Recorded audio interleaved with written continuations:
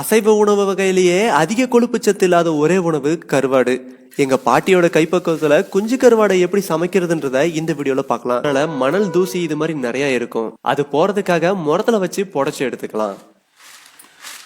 முறத்துல வச்சு புடைச்சாலும் முழுசா மணலை சுத்தம் பண்ண முடியாது. அதனால ஒரு பாத்திரத்துல சுடுதண்ணி வச்சு கருவாடை நல்லா அலசி எடுத்துக்கலாம்.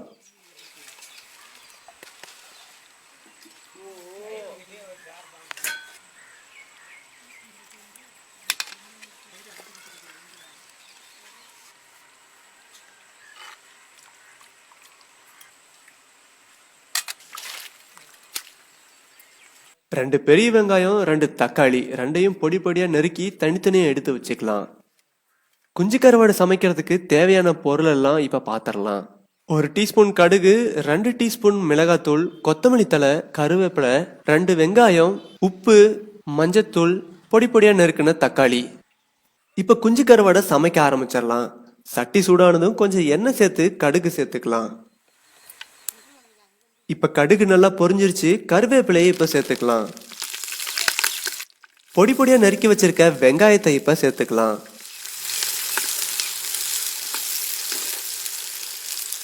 வெங்காயம் நல்லா பொன்னிறமா வணங்கிருச்சு. இப்ப இது கூட நம்ம பொடி பொடியா நறுக்கி வச்சிருந்த தக்காளியை சேர்த்துக்கலாம். தக்காளி இப்ப ஓரளவு வணங்கிருச்சு. மஞ்சள் தூளியும் மிளகா தூளியும் இப்ப சேர்த்துக்கலாம்.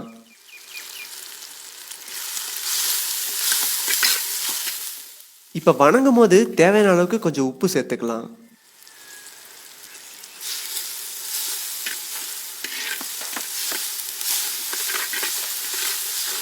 இப்ப சுடுதண்ணில அலசி வச்சிருந்த கருவாடை நம்ம இப்ப இது கூட சேர்த்துக்கலாம்.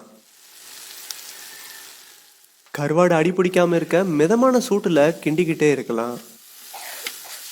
அடி பிடிக்கிற மாதிரி இருந்ததுன்னா கொஞ்சம் எண்ணெய் அது கூட சேர்த்துக்கங்க.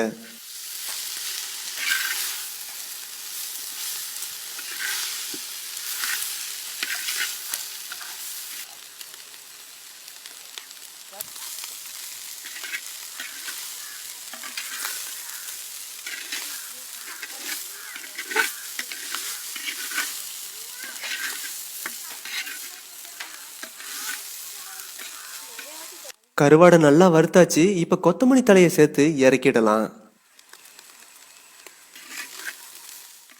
எங்க தாத்தாவுக்கு ரொம்ப பிடிச்ச குஞ்சு கருவாடு இப்ப தயாராயிடுச்சு.